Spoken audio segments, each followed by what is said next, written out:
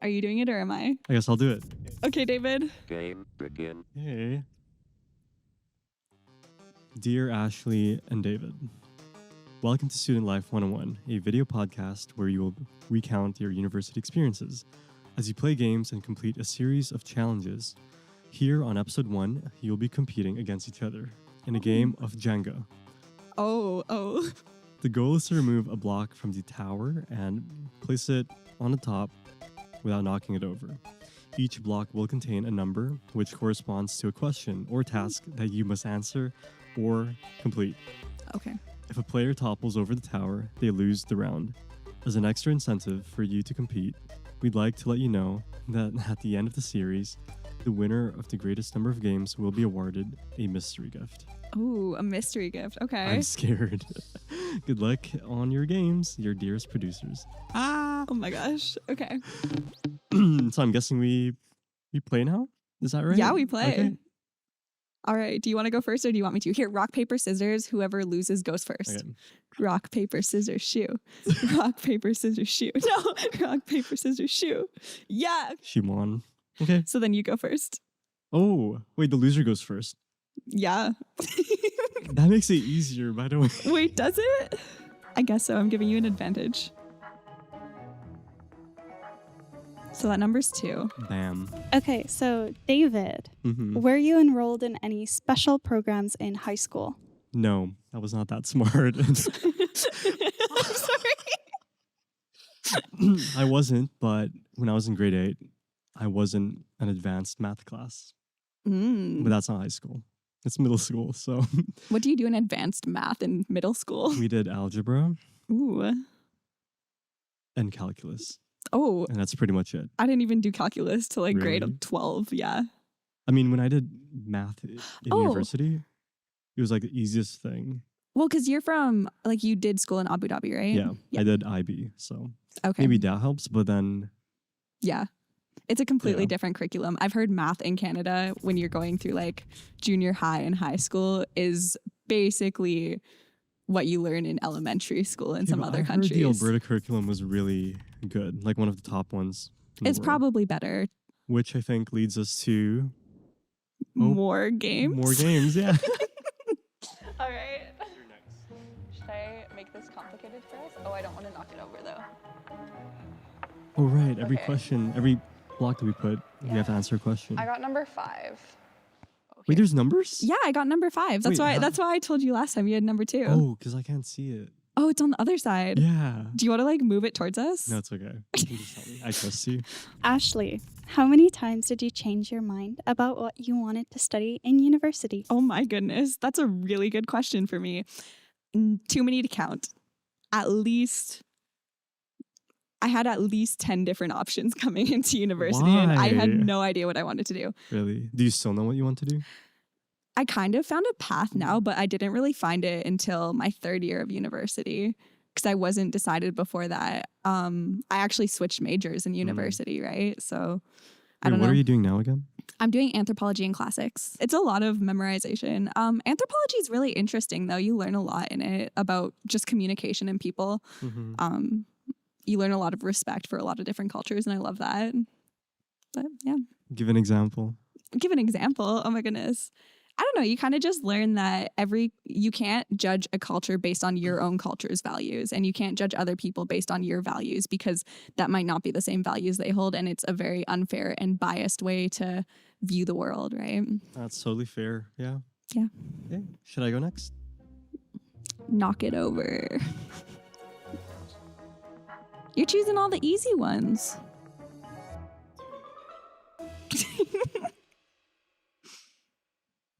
I got number 8. Okay. What was your transition to university like? My transition to university was barely a transition, I would say, because it was during COVID, right? Yeah. And high school for me was online. Oh. Yes, it was online, and the first 2 years of university were also online. So were you in Edmonton then when you started university? No, I was actually back in Abu Dhabi. Wow. It didn't really feel like a new beginning. It was just me in my room, opening my laptop every day. So yeah, I don't think there was any transition. Did you like actually attend your classes? I did, Mm. starting university, you're like, I want to go to class, do everything right, Yeah. get my notes in order. After a while, I would forget and just fall asleep. So That's fair. That's especially fair. with the time zone difference. I mean, Yeah, I got to be up at 3 a.m. just to attend a class because that's crazy. yeah, some teachers, some professors didn't want to do it like pre-recorded or asynchronous. Yeah, asynchronous. So yeah, I'd have to wake up. Yeah. What about you? I attended my first 2 weeks of classes probably Online? online. Yeah. Yeah. After that, didn't go to any of Yeah. them. My first year was rough. I will not lie. My habits have improved so much since then. For my first year, Mhm. it was really easy for me, I think. Really? Yeah, just because you know how I think for university, at least here at the UFA, the first year is for like leveling everyone out. Yeah. I've already taken those in high school. So I pretty much got credit for those classes. But Oh. because of that, second year, I got so lazy. I was like, That makes sense. I don't know. I don't have any studying habits or Mm, note taking skills anymore because my first year was like a breeze. And then that caused me to yeah. have a lot of issues down the road. I think I had the opposite experience almost. In high school, I found high school really, really easy. So I didn't have build up any study habits at all. And then first year of university, it was right after COVID year in high school. And in our last semester, they told us that we didn't have to write the diplomas. So most people in high school didn't really pay attention to their second semester Yeah. classes. And I really didn't learn a lot. Like grade 12 math, you ask me any question, I probably could not answer it. Even grade 11, to be honest. But What does this mean up there? that's Exactly. a fantastic question. David, can you Yes. please mention what your major is? My So- major. So I graduated university Mm. this year, a few months ago. I majored in business technology management. Oh. Yeah, I did a Bachelor of Commerce. Okay, Okay. let's Okay. keep playing. That was easy.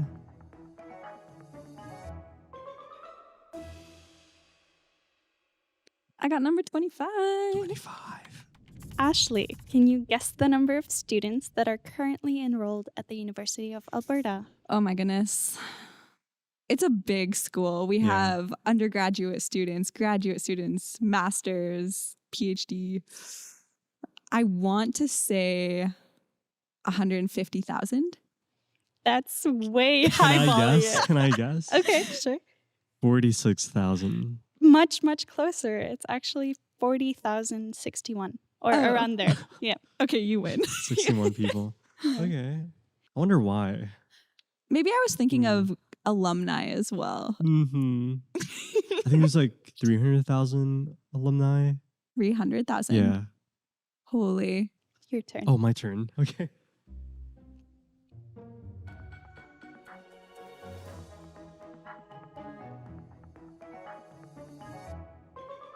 $27. Seems like an ominous number. David, how long was your flight to Edmonton and what did you bring with you? My flight to Edmonton took me, I would say, around 24 hours in total. So I came from Abu Dhabi, and to get there, it's not too far compared to other places, but it still required me to take a second flight and a layover in Toronto. I brought one big luggage and a small carry-on, and that's all I had moving to Edmonton. Wow. I actually didn't choose to bring a parka that big jacket, Yeah, because I knew it was easier for me to just get one here, and it would fill up like half my luggage. that So, makes sense. That makes yeah. sense. But you came from Fort McMurray, Yes. right? Yeah. How many? Hours? Yeah. So there's two answers to that question. Google Maps tells you it's 5 hours.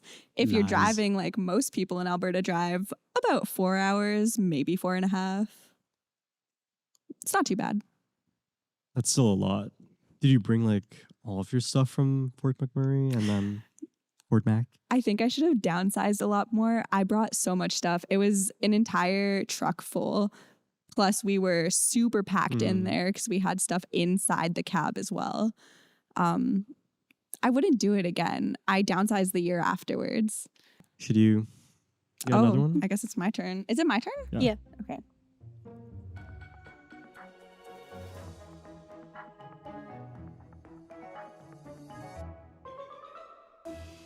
It'd be so funny if the whole thing fell, like on the first try. I hope not. Okay, I got number 18. What was the most expensive or unnecessary thing you bought in university? Most expensive or unnecessary? I bought a printer. That was the most unnecessary thing I ever bought. I used it once to print out notes. I could have easily done it at the library for a lot cheaper. A lot of the time, too, teachers will print out notes or give them to you or give them to you in an online version. And just using that online version is so much easier. Okay, my turn. Pick the one that's going to topple it over.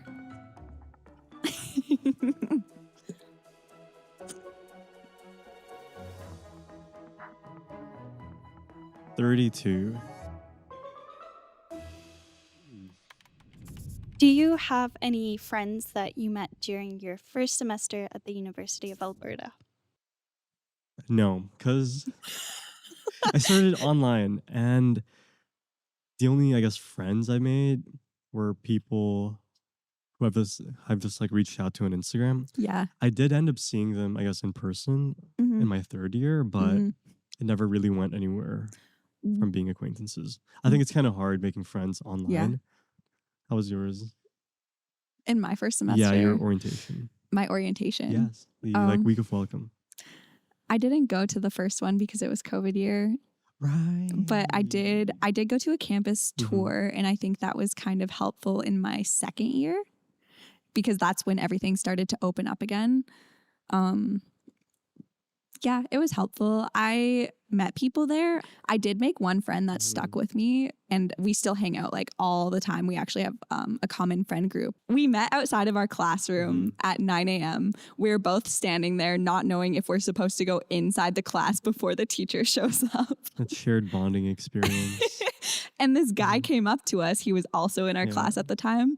And he was like, are you guys going to go in the class or like stand out here? Like, is there a reason we're out here? And we both just responded saying, well, we didn't know if we're supposed to go in or not. Don't know what we're doing. And he just walked in, turned the lights on. And that's how you kind of learn, oh, you can just enter any classroom anytime. Okay, out of topic, but in my first year, I remember like thinking that I had to ask the professor to use a bathroom, or like if I had a question. Did you like throw your hand up? Well, since it was online, no, but oh, I feel like I should have excused myself by like messaging someone saying like, "Hey, can I leave for a bit?" I didn't know that I had the free will to just leave and basically do anything I wanted. But yeah. So did you go on the Zoom Messenger and write, hey, can I just go to the washroom really quick? Maybe. I will not confirm that. But you're not denying either.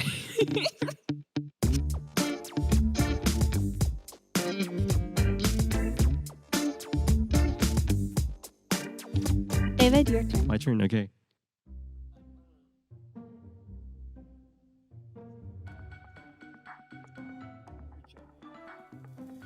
You only like touch with one hand, right?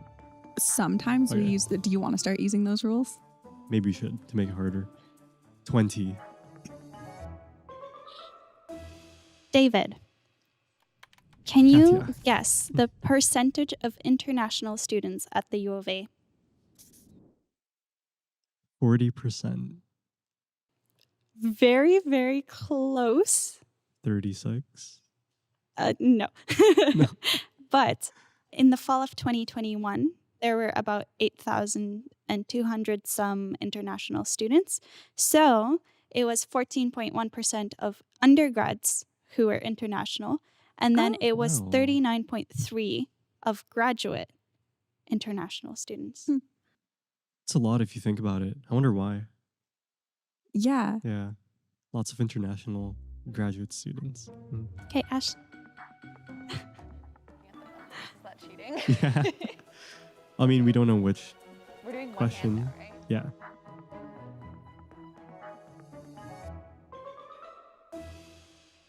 What I number? got 12. Okay, 12. Ashlee, drink water until your opponent tells you to stop. What? I was scared. Be nice to me. Stop. It hit my tongue. I knew she was thirsty. I knew she was thirsty. That's why I wanted her to stop.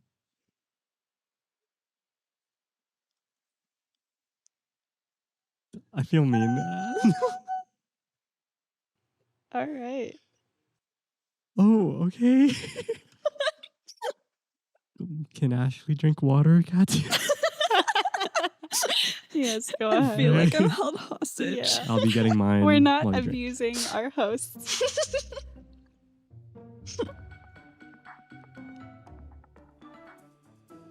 It's getting taller.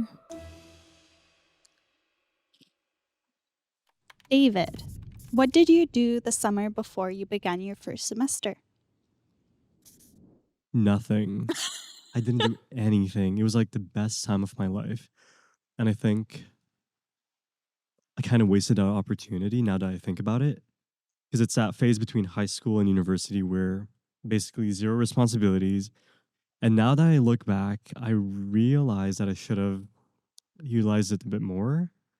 Maybe prepared for university, learned something new, but I think I worked on my driver's license. I don't know. Did you do anything to prepare for university? Nope. Did you even learn about, like, you didn't look up any YouTube videos? Fun fact, when I applied to the UFA, I actually chose the wrong campus. So I went to the Augustana campus by accident because I thought that it was just going to be in this one area in Edmonton, right? I actually should have spent more time maybe understanding my degree, understanding what path I want to take in university instead of not doing anything. But do I regret it? No, it was actually one of my best times in my life. Yeah. What about you? I spent so much time preparing for university. Damn. I was also working over the summer during COVID. I worked at Starbucks, actually, wearing masks and all. So I spent half my time doing that. The other half of the time, I kind of almost obsessed over university. I just wanted to know every single thing that I needed to bring. I had a huge list of things to buy, most of which were not required. Yeah. I spent a lot of time watching YouTube videos about what to expect at university. I spent a ton of time on the University of Alberta website trying to figure out when different events are That sounds fun. that I did not go to. I don't know. It was a really fun time. I also feel like I was both over and under prepared in part because research doesn't really replace the experience of just going to university and figuring it out. I was going to ask you that. So, based on your research, were your expectations met when you started the university, or were there things that was this like completely new to you that you couldn't, figure out before starting? I think in part this was influenced by COVID restrictions, but moving to a dorm, I expected there would be a lot more community things going on, and I would meet a lot more people that would then be part of my university experience and my university life. There was nobody that I met in the dorms that I still talk to. I had friends from Fort McMurray that moved down here at the same time as me for university as well, and I spent a lot of time with them. They also lived in the dorms, so we just snuck into each other's rooms. my mom before university, actually, this is one of the things she said. She said, you need a doorstop. Now, this is a very specific... What's a doorstop? A doorstop, basically, it keeps the door open. Oh. And then you stick it underneath. It's like a little wedge. Oh, okay. I thought it was like a metaphor for something. No, it's literally a doorstop. No, my mom said you need to get a doorstop because you'll sit in your room and you can have your, oh my gosh, you can have your dorm room always open to people. As people are walking by, you can talk to them because that's kind of how it is in the movies. And I think for some universities, sure, that's probably the experience. But at the time, of course, you can't really talk to people. So I can just imagine you in your room with your door open, like saying hi to anyone that passes by.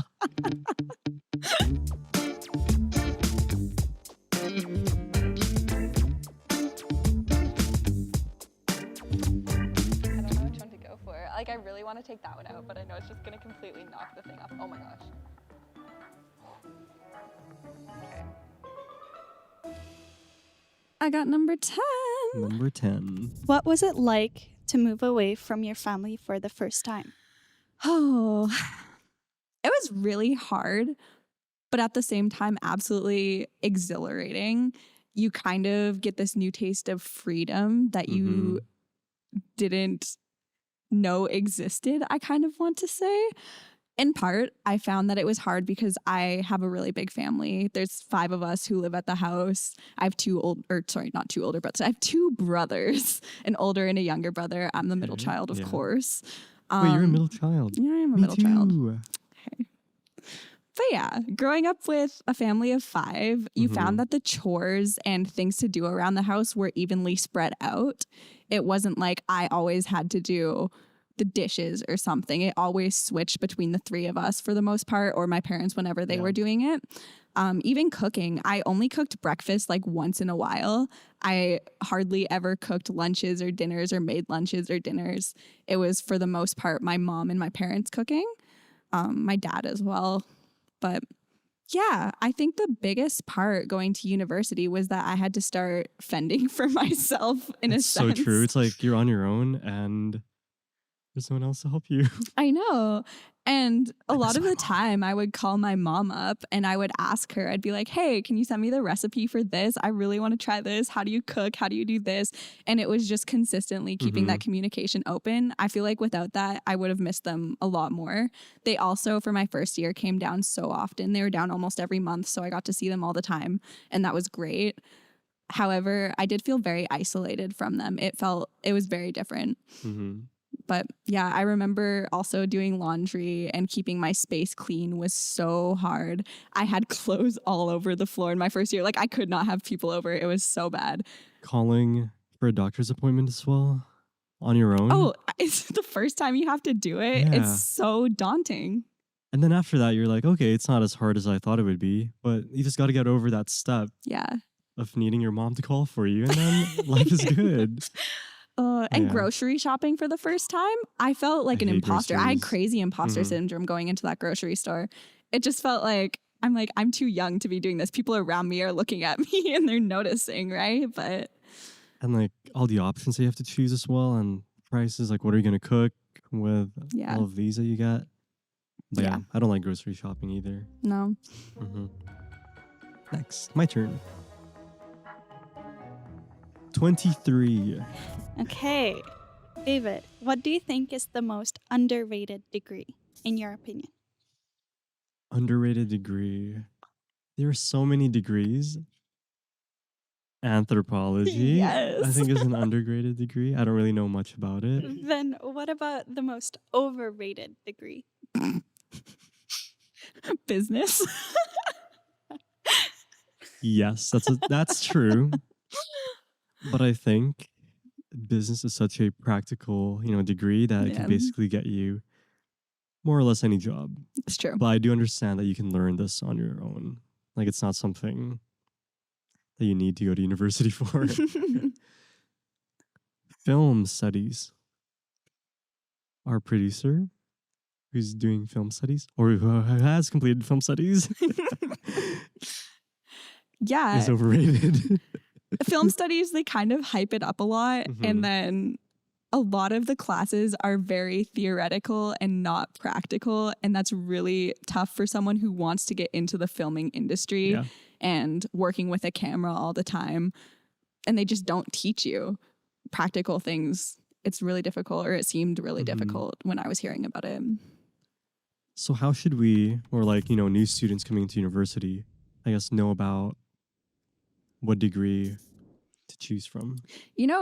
There's a lot of ways. I would say that different online forums are a good way to check.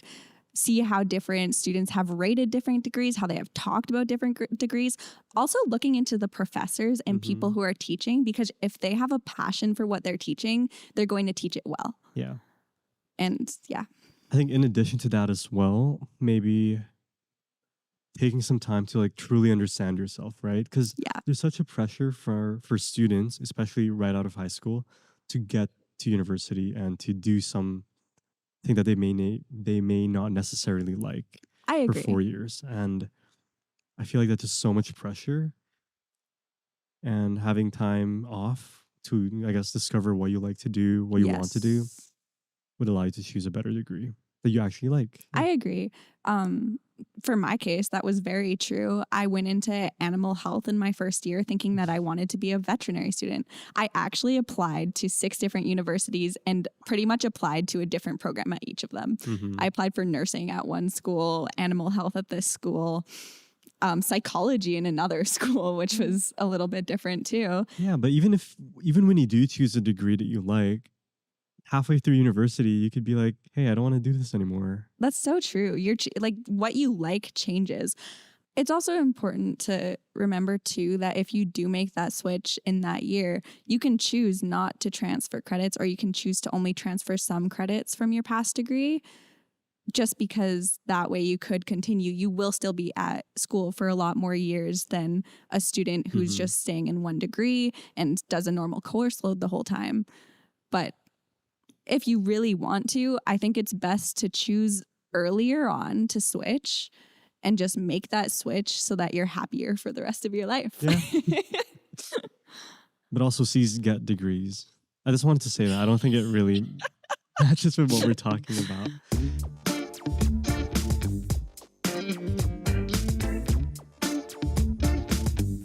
Okay, Ashlee. Thanks, guys. Okay, I got number 42. 4-2. Have you ever withdrawn from a class?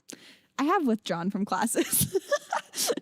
It's actually, when I first came to campus, someone told me that getting a W on your transcript is way better than getting an F. I heard that too. Yeah. And I took that and ran with it. In my first year and second year, I want to say that I withdrew from a total of 5 or 6 classes, actually. That's a lot. Yeah. My first year, I'm not going to lie, because I was sitting in my room all the time, I found it really difficult to deal with the pressure and the stress mentally, especially because I just wasn't getting a very balanced lifestyle. I wasn't socializing as much as I really wish I was. So I was dealing with, like, I want to say some bouts of depression, sadness, all that stuff that kind of comes with moving and having big changes in your life. It's completely normal. Yeah. Everyone experiences that, I think, right? And because of that, I felt like I was falling behind in a lot of courses, especially chemistry. So my first semester, I withdrew from one class and finished the other 4. I got several C's and a couple B's. But if I had not withdrawn from that class, I am almost certain I would have gotten a D or lower.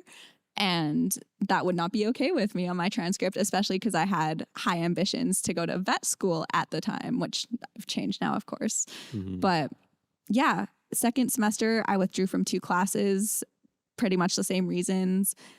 The year after that, I did 5 classes each semester. So I did all 10. And then the year after that, I did 3 classes in one semester and 4 classes in the next. And ever since, I've just been sticking with 4 and 4. It's more doable, I think. Well, technically 3 classes is a full-time student.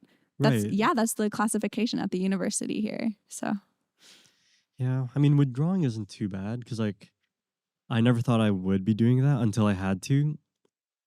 And it was too late, like past the deadline. Oh, Oh. Yeah. So I didn't get my money back, but it was better than me getting enough. Yes. And in the end, it didn't really matter. It just shows like a W in your transcript, but I think if it is a win, the same. Yeah. I just wanted to say as a disclaimer that the viewers should in fact check certain requirements for any scholarships or future programs that they're Yes. applying to, because I know that 3 courses per semester is considered a full workload. However, some universities prefer if you have at least 4 per semester. That's true. Mhm. I actually ran into an issue with that. I was applying for the Jason Lang scholarships. Mhm. They're the ones that are based on your grades. When you do really well, you can get, I think it's $1,500 per semester or per year, sorry. And I tried to apply for it, but the year that I took only 7 courses, it wasn't enough. You have to take at least 8 courses to do to get Yeah. be eligible Yeah. for the How did you scholarship. find out that? I applied needed for that? it. They sent Oh. me an email afterwards saying, "Oh, sorry, you're not eligible." Yeah. And yeah, even though I'm considered a full-time student, I still get all the full-time benefits. You don't get the scholarship benefits. And yeah, with grad schools, it depends where you go. And it depends what programs you're trying to get into, but most of them will have like a minimum of 4 classes per semester, especially in your last 2 years. Mhm. If you do it in your earlier years, a lot of the time that won't matter just because they understand that there's a big transition period, especially in your first year. Yeah. So if you're taking a lot less courses then, that's fine. But yeah, just check in. You can also talk to your professors about it and they'll give you a lot more guidance. I really think you got to be proactive though, right? Because Yeah. like you got to look for this yourself. Yeah. I mean, no one's gonna tell you that, hey, you're missing a course or a class for something. Oh my god. Oh my god. Okay, What is the number? I'm not telling you yet. Number 37. All right. 37. What was the most terrifying part of entering university? The most terrifying part of doing university. Actually, this is very specific. I think the thing that I was always scared of was talking to teachers and just approaching them at the end of classes. I know that you're supposed to create rapport with the professors so that they kind of start to know who you are, especially if you want to get into graduate studies, but also just for your overall university experience. And I remember it was my first class and I was really hyping myself up during that entire class. I was listening to her talk. I just really wanted to approach her and let her know who I am so I could start to learn more and like build that. But I was terrified. I walked up, I was sweating, I was shaking, and I was like, hello. And I think it was only in this most previous year since I've been working so closely with a professor. I took an honors degree and I wrote a thesis with her. Wow. Since I was working so closely with her, I realized that professors are people too. Yeah, and they're there for you, right? And of course I knew they were people. It's just the idea of them being the same as you in Like a an sense. equal? Yeah, like Yeah. an equal. As much as they know more than you can talk to them like they are an equal almost. Obviously, they're your mentor, so it's a little bit of a different relationship, but you shouldn't be afraid to approach them. They're there to help you. That said, I have heard some horror stories about engineering professors and them not wanting to help you because they have so many students. So they're just like, figure it out on your own. I heard that too. Computer science Yeah. professors, especially. Some science places and professors. Okay, number 49. Thank you, Katya, for labeling all of these. Yes, Just wanted thank to you. shout that out. Oh, thank you. Thank you. But Ashlee, how did it feel to be responsible for your own education once you entered university? Oh, it was a really big transition for me, in part because in high school, teachers are always on your case about handing in assignments. They're always on your case about, oh, this test is happening this day. And they remind you daily before the test happens. They remind you daily before an assignment is due. In university, they put it on a syllabus and they might mention it once in class. Otherwise, you're not going to hear about it. So your entire schedule in that sense is up to you. You have to know when to start studying. You have to make sure that you have it in your calendar as a reminder. Even attending classes, they don't care if you show up compared to high school when they would call your parents if you didn't show up. I don't know. It was really difficult. And I think that's in part why my first year I didn't excel the way I wanted to, because I did not show up to my classes. Most of them were asynchronous. They were recorded and I could watch them at a different time. I'm pretty sure all of them were actually. Yeah. I think learning to make a schedule is probably the first thing I should have focused on. It is also very, very tempting to schedule all of your classes later in the day. Yes. And that's something I made sure I didn't do, because I tried making everything, as early as possible just so I can get over with it. But yeah, I think doing morning classes is actually pretty beneficial because you'll have more time, in the rest of your day instead of you having to wake up late and wait for that class to Also just happen. learning about like the wake sleep schedule. Yeah. Finding that balance, I think, is pretty good early on because it will really set you up after. Do you have any recommendations for how to find that balance, or any lessons you learned from how exhausted you were during university? I think for me, when I started meditating, of all things, I'd make sure that I'd set aside 30 minutes a day to kind of focus on myself, whether it was actual meditation or just doing something that I really enjoy doing. It was like minimum 30 minutes. Sometimes it was like 4 hours, depended on the day. It's a lot. But making sure you always have time for yourself to do something you want to do that isn't social media and scrolling and those things that kind of are brain rot activities, I want to say.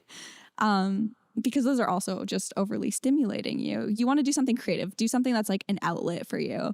And you kind of reconnect it with yourself and reground yourself. And it makes it a lot easier to go back into that state of working or that state of studying whatever you have to get done that day. Yeah, you need to like rest to be productive. So for me, I think having one day where, like a cheat day basically, where I can just do whatever I want and not feel guilty about it is really important to finding that balance. Yeah. And I think also writing things down physically, as well as, having it on your calendar and your phone, taking note of, what you need to do and visualize when it needs to be done, when it needs to be completed, and how to get there works for me like that.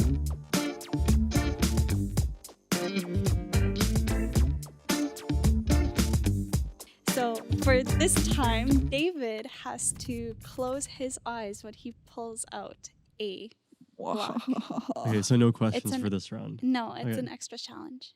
I gotta pull it out with my eyes closed, right? Yeah. You can decide on which one, and then you have your eyes closed. There'll be video evidence if you open your eyes.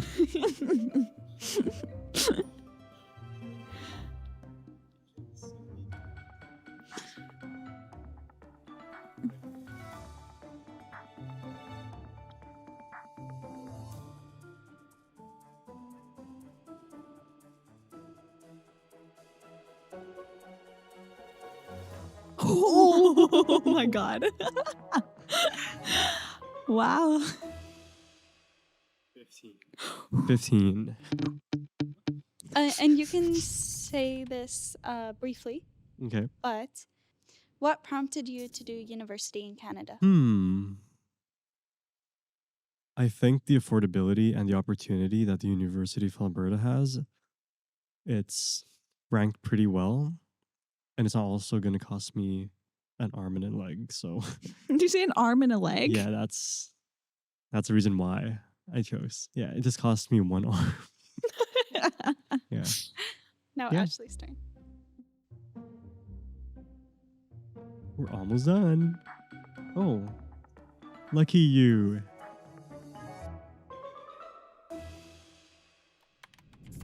When did you decide to do honors and why? One of my classics teachers told me that gave me a good opportunity to start researching and learning how to do research in my undergraduate degree.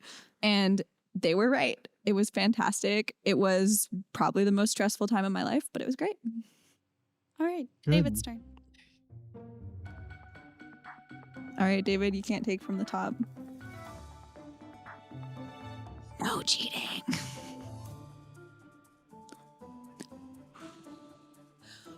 $34. How much did the workload differ between high school and university?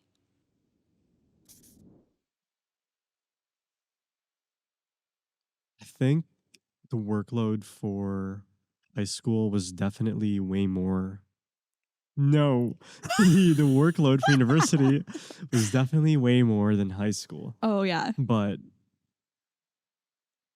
when I was in high school, when I was like 17, 18, I felt that the amount that I was taking in high school was also a lot. For me, I was in AP, Mhm. advanced placement. So it felt like advanced placement classes were a lot harder than university, but my normal classes were a lot easier, like in terms of workload. I mean, yeah, for my first year as well, the course load and the workload was way easier. Yeah.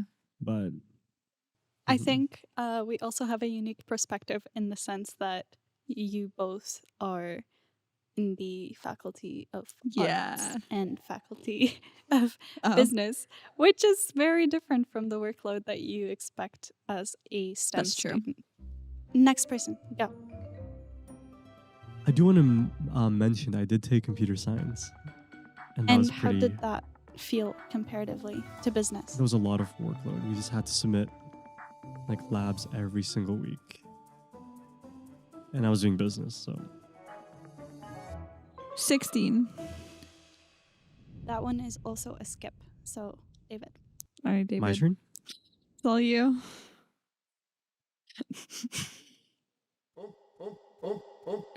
Okay.